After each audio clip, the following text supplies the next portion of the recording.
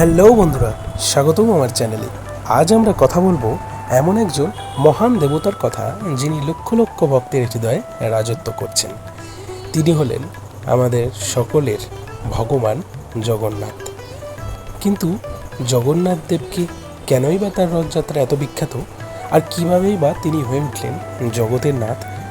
চলুন জেনে নিই তার ঐতিহাসিক গল্প ভালো লাগলে লাইক, শেয়ার, সাবস্ক্রাইব করতে ভুলবেন না, যাতে এরকম আরও গল্প আপনার কাছে দ্রুত পৌঁছে যায়।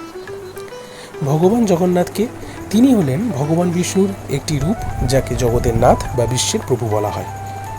উড়িষ্যার পুরীতে অবস্থিত জগন্নাথ মন্দিরে তিনি তার ভাই বলরাম এবং বোন সুভদ্রার সঙ্গে পূজিত হন।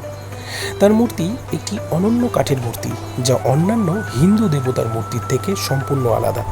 কিন্তু কেন এই মূর্তি এত সাধারণ, আর কেনই বা তাকে এত ভক্তি করা হয়, এর পেছনে রয়েছে এক গভীর ইতিহাস।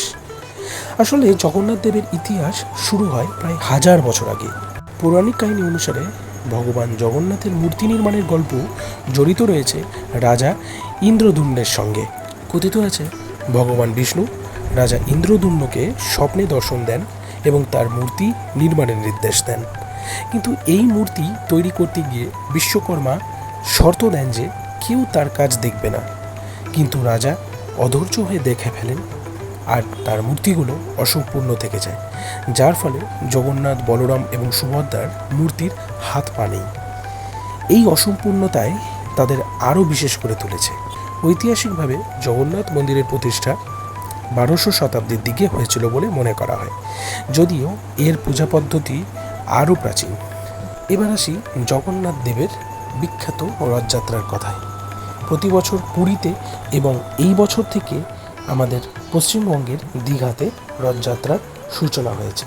এই রথযাত্রায় জগন্নাথ, বলরাম এবং সুভদ্রাকে 3টি বিশাল রথে করে শোভাযাত্রায় নিয়ে যাওয়া হয়।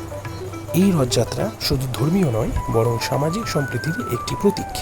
তো বন্ধুরা, এই ছিল ভগবান জগন্নাথের ইতিহাসের একটি ছোট্ট ঝলক। আপনার কাছে জগন্নাথের কোনো গল্প বা অভিজ্ঞতা থাকলে কমেন্টে শেয়ার করুন।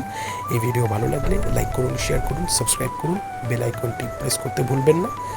দেখা হচ্ছে পরবর্তী ভিডিওতে। ভালো থাকুন। জয় জগন্নাথ।